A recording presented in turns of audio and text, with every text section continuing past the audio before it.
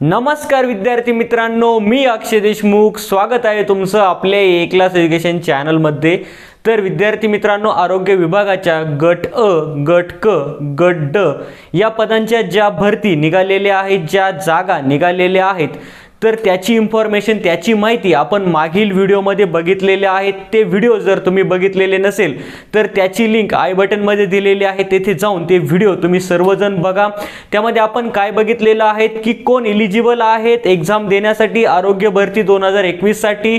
काही पदांसाठी ग्रॅज्युएशन लागत आहे, तर काही पदांसाठी तुम्ही 10वी 12वी पास पण चालत आहेत। तर ती पदे कोणती आहेत, क्लास सी मध्ये, क्लास डी मध्ये, ती सर्व इन्फॉर्मेशन आपण मागे लेक्चर्स मध्ये दिलेली आहे। तुमचं वय किती पाहिजे, त्यानंतर तुम्ही एग्जाम फॉर्म केव्हा भरू शकतात, एग्जाम फॉर्मची फीस काय असणार आहेत, तर आपण ह्या व्हिडिओमध्ये काय बघणार आहोत की तुम्ही अर्ज कसा भरू शकतात, पूर्ण मी लाईव्ह तुम्हाला दाखवणार आहे। तर त्या अगोदर विद्यार्थी मित्रांनो, तुम्हाला जर लाईव्ह क्लासेसला जॉईन व्हायचं असेल आरोग्य भरतीच्या, तर तुम्ही ह्या व्हॉट्सअप नंबरवरती मेसेज करायचा आहे 8669391631 ह्या नंबरवरती तुम्ही मेसेज करायचा आहे। तुम्हाला मी लाईव्ह क्लासेसला जॉईन करेल, तेथे तुम्हाला सर्व लाईव्ह क्लासेस करता येतील। माझे तुमचे जे क्वेश्चन असेल ते मला तुम्ही लाईव्ह विचारू शकता, त्याचे आन्सर तुम्हाला तिथे दिले जातील, तुम्हाला नोट्स प्रोव्हाइड केल्या जातील, त्यानंतर तुमच्या टेस्ट पण तिथे घेतल्या जातील।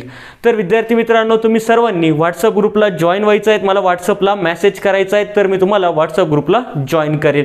तर विद्यार्थी मित्रांनो, आपण ह्या व्हिडिओमध्ये गट ड या पदांचे एग्जाम फॉर्म कसे भरायचे ते आपण पूर्णपणे बघूया, त्याची फीस कशी भरायची, आणि सर्वात महत्त्वाचं म्हणजे तुम्ही मोबाईलवरनं कसा तुमचा परीक्षेचा जो फॉर्म आहे अर्ज भरू शकतात, तो सर्व आपण ह्या व्हिडिओमध्ये पूर्णपणे बघणार आहोत। तर आता आपण बघूयात लाईव्ह की आपण एग्जाम फॉर्म कसा भरू शकतो। तर विद्यार्थी मित्रांनो, तुम्ही गुगल क्रोम ओपन करायचं आहे, त्यामध्ये तुम्ही कोणती वेबसाईट टाकायची आहे, groupd.arogyaBharti2021.in ती वेबसाईट तुम्हाला व्हिडिओच्या डिस्क्रिप्शन बॉक्समध्ये पण दिलेली आहे। तेथे जाऊन तुम्ही डायरेक्ट वेबसाईटवरती जाऊन ह्या पेजवरती येऊ शकतात। त्यानंतर तुम्ही पेज खाली स्क्रोल करत गेल्यानंतर apply here for group D त्यावर क्लिक करायचं आहे। त्यानंतर तुम्ही जर अगोदर लॉग इन केले असेल तर लॉग इन आय डी आणि पासवर्ड टाकून तुम्ही लॉग इन करू शकतात। जर तुम्ही नवीन यूजर असाल तर तुम्हाला न्यू रजिस्ट्रेशन करायला लागेल। त्यामध्ये तुम्हाला कोणती इन्फॉर्मेशन भरायची आहे ते मी तुम्हाला इथे आता भरून दाखवणार आहे। तर सुरुवातीला तुम्हाला तुमचं फर्स्ट नेम, पहिलं नाव टाकायचं आहे, त्यानंतर सेकंड नेम म्हणजे तुमचं मिडल, तुमच्या वडिलांचं जे नाव आहे ते टाकायचं आहे, त्यानंतर सरनेम तुमचं जे असेल ते तुम्ही टाकू शकता। त्यानंतर तुम्हाला तुमचा मोबाईल नंबर हा व्यवस्थित टाकायचा आहे। मोबाईल नंबर नंतर तुम्हाला तुमचा ईमेल आय डी पण व्यवस्थित टाकायचा आहे, त्यावरती पण तुम्हाला मेल हा येणार आहे। त्यानंतर सर्वात महत्त्वाचं म्हणजे तुमचा जो आधार क्रमांक आहे, तर तो आधार क्रमांक तुम्ही व्यवस्थित टाकायचा आहे, कारण तुम्हाला एक्झामच्या वेळी तुमचं जे आधार कार्ड आहे तर ते सोबत घेऊन जायला लागणार आहे, त्यामुळे तुमचा आधार क्रमांक तुम्हाला हा व्यवस्थित टाकायचा आहे। त्यानंतर तुम्हाला मोबाईलवरती एक OTP येईल, मोबाईल नंबर व्यवस्थित टाकल्यानंतर तो OTP टाकून तुम्ही सबमिट बटनावरती क्लिक करायचं आहे। त्यानंतर तुमचं रजिस्ट्रेशन हे फायनली डन होणार आहेत। तर तुम्ही बघू शकतात की मी OTP इथे टाकलेला आहे, त्यानंतर सबमिट बटनावरती क्लिक केलेलं आहे। त्यानंतर मला यूजर आय डी आणि पासवर्ड आलेला आहे। तर तो यूजर आय डी आणि पासवर्ड तुम्ही व्यवस्थित तुमच्या पेजवरती लिहून घ्या किंवा त्याचा स्क्रीनशॉट काढा। त्यानंतर नेक्स्ट तुम्ही प्रोसीड बटनावरती क्लिक करा। त्यानंतर विद्यार्थी मित्रांनो, तर आपण एग्जाम फॉर्म आपला कसा भरू शकतो, 5 ते 6 स्टेपमध्ये आपण आपला एग्जाम फॉर्म भरणार आहे। तो कसा भरायचा तर मी तुम्हाला स्टेप बाय स्टेप मी सांगणार आहे। तर बघूयात आपण आता। तर सुरुवातीला तुम्हाला काही सूचना दिलेल्या आहेत, त्या सूचना तुम्ही व्यवस्थित वाचायच्या आहेत। तुमचा जो फॉर्म आहे एग्जाम फॉर्म तो भरल्यानंतर कुठल्याही प्रकारे तो एडिट परत करता येणार नाही, त्यासाठी तुम्ही काळजीपूर्वक तुमचा एग्जाम फॉर्म हा भरायचा आहे। त्यानंतर डिक्लेरेशनवरती तुम्ही क्लिक करायचं आहे, मी इथे क्लिक केलेलं आहे। तसं 5 ते 6 डिक्लेरेशन आहेत, तर तुम्हाला ऑनलाईनच पेमेंट करायचं आहे। सर्व ॲग्री करत तुम्ही पुढे जायचं आहे। पुढे पण तुम्हाला प्रोसीड बटनावरती क्लिक करायचं आहे। प्रोसीड बटनावरती क्लिक केल्यानंतर तुम्ही नेक्स्ट पेजवरती जाणार आहेत। तर आपल्याला बेसिक डिटेल टाकायचे आहे, तिथे तुम्हाला ॲप्लिकेशन आय डी तुमचा दिसत असेल, त्यानंतर तुमचं नाव हे तुम्हाला व्यवस्थित इथे दिसत असेल। आपलं फर्स्ट रजिस्ट्रेशन पार्ट 1 चालू आहे। त्यानंतर तुम्हाला तुमच्या आईचं नाव तिथे टाकायचं आहे। तर मी ते आईचं नाव टाकत आहेत. त्यानंतर खाली तुम्हाला तुमचं जेंडर हे सिलेक्ट करायचं आहे, मेल आहे की फिमेल आहेत तर ते तुम्ही सिलेक्ट करू शकता. त्यानंतर नॅशनॅलिटी इंडियन तुम्हाला सिलेक्ट करायचं आहे. त्यानंतर आधार नंबर तुम्हाला चेक करायचा आहे बरोबर आहे की नाही. त्यानंतर ॲड्रेस तर तुम्हाला तुमचा पत्ता टाकायचा आहे, तुम्ही कुठे राहतात, ॲट पोस्ट तुमचं जे गाव असेल सिटी असेल ते टाकायचं आहेत. 1 नंबर लाईन ॲड्रेस 1मध्ये. त्यानंतर ॲड्रेस लाईन 2मध्ये पण तुम्ही काही इन्फॉर्मेशन तुमची टाकू शकतात. तर मी फर्स्ट माझं ॲड्रेस टाकलेला आहे. त्यानंतर सेकंड लाईनमध्ये पण तुम्ही तुमचा ॲड्रेस हा व्यवस्थित टाकू शकतात. तर मी तिथे तालुका आणि तुमचा जो जिल्हा आहे तो टाकलेला आहेत.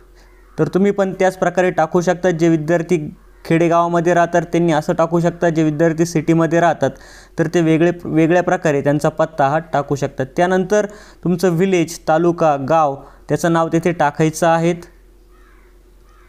तर मी ते टाकलेलं आहे, तुम्ही बघू शकता. त्यानंतर तुमचं राज्य सिलेक्ट करायचं आहे. महाराष्ट्राचं आहे तर महाराष्ट्रात आहे सर्वांचं, तर तुम्ही महाराष्ट्र इथे सिलेक्ट करायचं आहेत. तर मी ते सिलेक्ट करत आहेत महाराष्ट्र. त्यानंतर सिटी, तुम्ही तुमची सिटी तुमचा जो जिल्हा असेल तो तुम्ही इथे सिलेक्ट करू शकतात किंवा तालुका. त्यानंतर पिनकोड, तुमच्या जो गावचा पिनकोड असेल सिटीमध्ये तुम्ही जिथे राहता तिथला पिनकोड तुम्हाला तिथे टाकायचा आहे व्यवस्थित. आणि त्यानंतर तुमचा जो ॲड्रेस तो परमनंट असेल तर same as a current address इथे क्लिक करायचं आहे. तुम्ही तुमचा ॲड्रेस एकदा व्यवस्थित चेक करून घ्या. तिथे क्लिक केल्यानंतर खाली पण तुमचा परमनंट ॲड्रेस म्हणून तो ॲड्रेस येत आहे. त्यानंतर तुम्हाला सबमिट बटनावरती क्लिक करायचं आहे. आर यू शुअर ते विचारतील, तिथे तुम्हाला ओके करायचं आहे. आपला रजिस्ट्रेशन पार्ट 1 हा कंप्लीट झालेला आहे. आता आपण बघणार आहोत रजिस्ट्रेशन पार्ट 2. तर ते तुम्ही इथे बघू शकतात की तुम्हाला लँग्वेज इथे सिलेक्ट करायचं आहे. तुम्ही मराठी बोलू शकतात, लिहू शकतात, तर तुम्हाला ते सिलेक्ट करायचं आहे. त्यानंतर तुमच्याकडे डोमासाईल असेल तर यस करायचं आहे. त्यानंतर तुमचं मॅरिड स्टेटस काय आहे, अनमॅरिड आहे की मॅरिड आहेत, तर ते तुम्हाला तिथे सिलेक्ट करायचं आहे. त्यानंतर महाराष्ट्र नागरी सेवा लहान कुटुंबातील घोषणा नियम 2005च्या तरतुदीनुसार शासकीय सेवेत अपात्र होत आहेत की नाही तिथे तुम्हाला नो करायचं आहे. त्यानंतर तुमची कॅटेगरी सिलेक्ट करायची आहेत. कोणती कॅटेगरी आहेत, NT, OBC, EWC, SC, ST, तर तुमची जी कॅटेगरी आहे ती तुम्हाला सिलेक्ट करायची आहे. त्यानंतर कास्ट सर्टिफिकेट तुमच्याकडे पाहिजे जे कॅटेगरीमध्ये आहे. तर कास्ट सर्टिफिकेटवर तुम्ही यस केलं तर त्याचा नंबर, डेट, इश्यू म्हणजे कास्ट सर्टिफिकेट तुम्हाला केव्हा भेटलं त्याची डेट तुम्हाला तिथे टाकायची आहेत. तुम्ही इथे बघू शकतात कास्ट सर्टिफिकेट डेट तिथे दिलेली आहे. त्यानंतर नॉन क्रिमिलियर तुम्ही जर काढलेला असेल तर तो 3 वर्षाचा नॉन क्रिमिलियर लागत आहे. तर तुम्ही व्यवस्थित बघून घ्यायचं आहे. आपला नॉन क्रिमिलियर आपण केव्हा काढलेला आहे, डेट संपली असेल तर नवीन काढायचं आहे. तर तिथे सर्टिफिकेट नंबर आणि तिथे डेट दिलेली असेल, तुमचे सर्टिफिकेट नंबर दिलेला असेल आणि प्लेस ऑफ इश्यू म्हणजे तुम्हाला जे कोठे भेटलेलं असेल तर ते तुमच्या तहसील ऑफिसमध्ये भेटलेलं असेल ते तुम्हाला तिथलं ठिकाणाचं नाव हे टाकायचं आहे. त्यानंतर तुम्ही दिव्यांग व्यक्ती आहात की नाही तर ते तुम्ही तिथे टाकू शकता. तसंच EWS सर्टिफिकेट असेल तर ते तुम्ही तिथे टाकायचं आहेत. तर दिव्यांग व्यक्ती नसेल तर तिथे नो टाकायचं आहे. जर दिव्यांग व्यक्ती असाल तुम्ही तर तिथे तुम्ही यस करायचं आहे. त्यानंतर तुमचं जे सर्टिफिकेट असेल ते तुम्ही तिथे अपलोड करू शकता. जे दिव्यांग नाही तर त्यांनी तिथे डायरेक्टली नो करायचं आहे. तुम्ही इथे बघू शकतात जर असेल तर तुमचं सर्टिफिकेट नंबर वगैरे ते सर्व तुम्ही तिथे टाकायचं आहेत. तुम्हाला कशामध्ये प्रॉब्लेम आहेत, कशामध्ये तुम्ही दिव्यांग आहात तर ते पण तुम्ही तिथे टाकायचं आहेत. संदर्भासाठी शासन निर्णय 18 मार्च 2014 हे तुम्ही बघायचं आहेत. जे विद्यार्थी अनाथ आहे म्हणजे ज्या विद्यार्थ्यांना आईवडील नाही तर त्यांनी तिथे यस करायचं आहेत. यस केल्यानंतर तुम्हाला सर्व काही डॉक्युमेंट तिथे द्यायचे आहेत. महिला व विकास विभागाच्या शासन निर्णयातील तरतुदी, आपण अनाथ आहात या संदर्भात 2 एप्रिल 2018 बघा. त्यानंतर त्याचं सर्टिफिकेट तिथे द्यायचं आहे. त्यांचं डेटचं जे सर्टिफिकेट आहे ते सर्टिफिकेट पण तुम्हाला तिथे द्यायचं आहेत. त्यानंतर प्रकल्पग्रस्त भागातील जे विद्यार्थी आहेत तर यस असतील तर तुम्हाला प्रकल्पग्रस्त प्रमाणपत्र क्रमांक तिथे द्यायचा आहेत. त्यानंतर सर्व इन्फॉर्मेशन तुम्हाला तिथे भरायची आहे. सर्टिफिकेट जर नसेल तर तुम्ही तिथे नो करू शकतात. तर तुम्ही इथे बघू शकतात भूकंपग्रस्त भागातील जे विद्यार्थी आहेत त्यांचं प्रमाणपत्राचं जिथे नंबर तुम्हाला तिथे टाकायचा आहे. त्यानंतर आत्महत्या केलेल्या शेतकऱ्याचा मुलगा मुलगी असेल तर त्यांचं डेथ सर्टिफिकेट तुम्हाला तिथे टाकायचं आहेत. डेथ सर्टिफिकेटची जी डेट आहे आणि नंबर आहे तिथे तुम्हाला टाकायचं आहे. नसेल तर नो करू शकतात.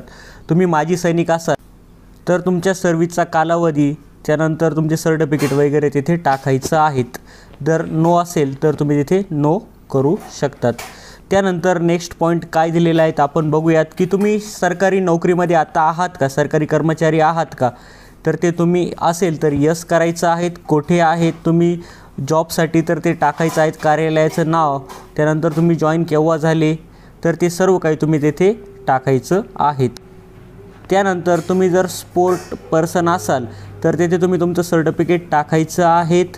तिथे तुम्हाला सर्टिफिकेटचा नंबर, डेट वगैरे सर्व काही व्यवस्थित टाकायचं आहेत. क्रीडा प्रमाणपत्र. त्यानंतर नेक्स्ट पॉईंट काय दिलेलं आहे, तुमची डेट ऑफ बर्थ, तर तुमची जन्मतारीख तुम्हाला तिथे टाकायची आहेत. जी इथून मागे जे सर्व तुमचे काही डॉक्युमेंट आहेत त्या डॉक्युमेंटवरचीच जन्मतारीख तुम्हाला तेथे टाकायची आहेत. त्यानंतर नेक्स्ट पॉईंट काय दिलेला आहे तर मी इथे जन्मतारीख अगोदर व्यवस्थित टाकत आहेत.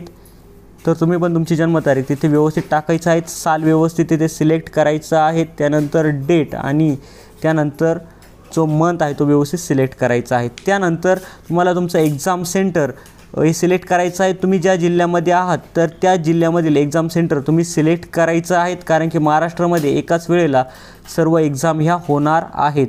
तुम्ही ओके करायचं आहे. तर आपला सेकंड पार्ट रजिस्ट्रेशनचा हा कंप्लीट झालेला आहे. त्यानंतर थर्ड पार्ट अकॅडमिक डिटेल्स आपल्याला भरायच्या आहेत. तर आपण आता अकॅडमिक डिटेल्स भरूयात. तर एज्युकेशन, तुमची शैक्षणिक पात्रता, तर 10वीला तुम्ही कोणत्या युनिव्हर्सिटीमध्ये होते, विद्यापीठामध्ये होते ते टाकायचं आहेत.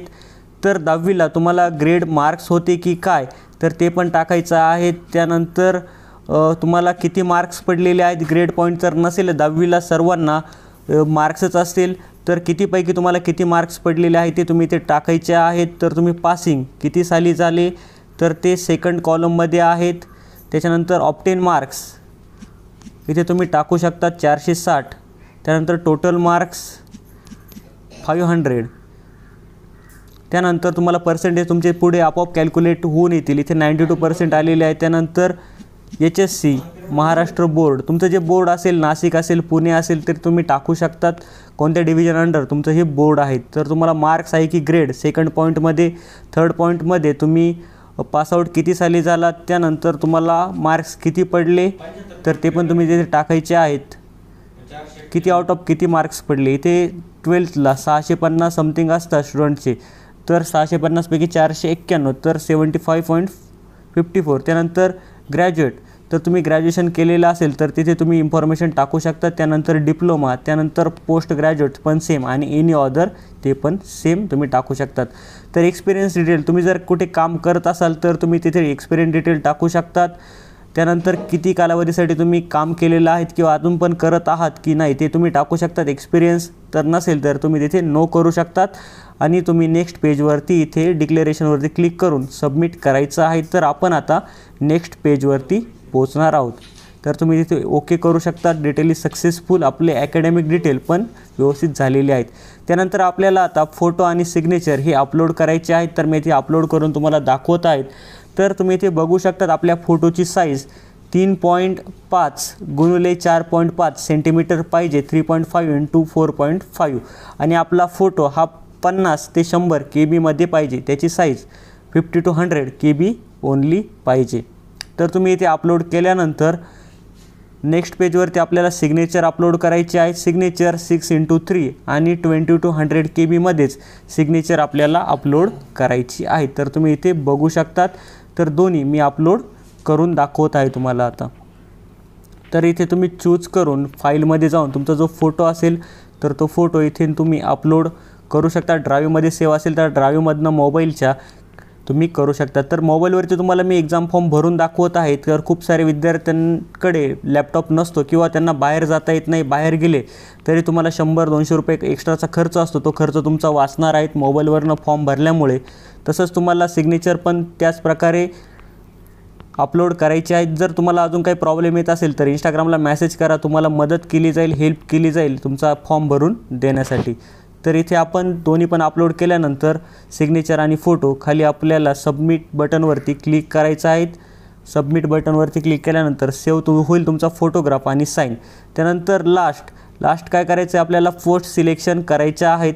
तर विद्यार्थी मित्रांनो, जे विद्यार्थी कॅटेगरीमध्ये आहेत तर त्यांना 400 रुपये फी आहे. SC NT OBC असेल आणि जे विद्यार्थी ओपनमध्ये आहेत तर त्यांना 600 रुपये फी आहेत. मागासवर्गीय आणि अमागासवर्गीय जे विद्यार्थी आहेत तर त्यांना 600 रुपये आणि मागासवर्गीय विद्यार्थी आहेत तर त्यांना 400 रुपये फीज आहेत.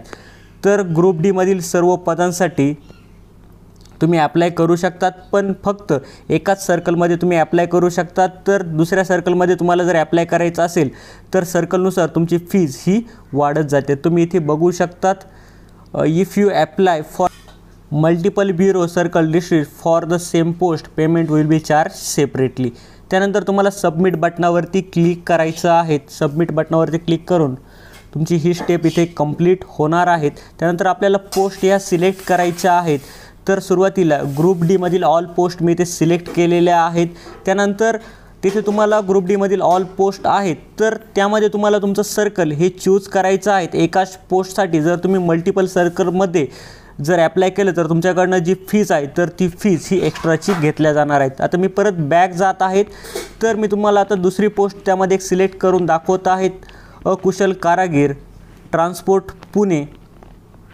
तर ही सेकंड पोस्ट आहे तर ती सिलेक्ट करून इथे कन्फर्म केल्यानंतर ग्रुप डीतील ऑल पोस्ट बरोबर ती अनस्किल वर्करची पोस्ट पण इथे सिलेक्ट झालेली आहेत. त्यानंतर थर्ड पोस्ट पण इथे मी सिलेक्ट केलेली आहेत.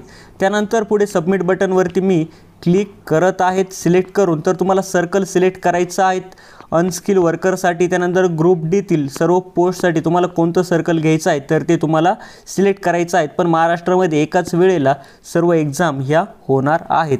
त्यानंतर तुम्ही इथे तुमचं पेमेंट बघू शकतात, किती तुम्हाला पेमेंट येथे भरायला लागणार आहेत. प्रत्येक पोस्टनुसार वेगवेगळं पेमेंट आहेत. ग्रुप डीतील ऑल पोस्ट आहेत तर त्या ऑल पोस्टचं पेमेंट हे वेगळं आहे. त्यानंतर अनस्किल वर्करचं पेमेंट हे तुमच्याकडनं वेगळं घेण्यात येईल. त्यानंतर तुम्ही जर एक सर्कल सिलेक्ट केलं तर एक सर्कलला पेमेंट हे ॲज इट इज आहेत, पण तुम्ही मल्टिपल सर्कल जर चूज केले तर तुमचं पेमेंट हे इथे वाढणार आहे. तर तुम्ही बघू शकतात, तर मी इथे सिलेक्ट केलेलं आहे. तर SSC वरती ह्या दोन पोस्ट आहेत, ग्रुप डीतील ऑल पोस्ट आणि अनस्किल वर्कर DDHS.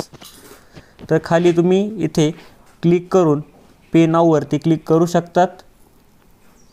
तुमची जी फीज आहे तर ती फीज समजा तुम्ही जर एकाच पोस्टसाठी जर ॲप्लाय केलं, तुम्ही मागासवर्गीय असाल तर तुम्हाला 400 रुपये आहेत.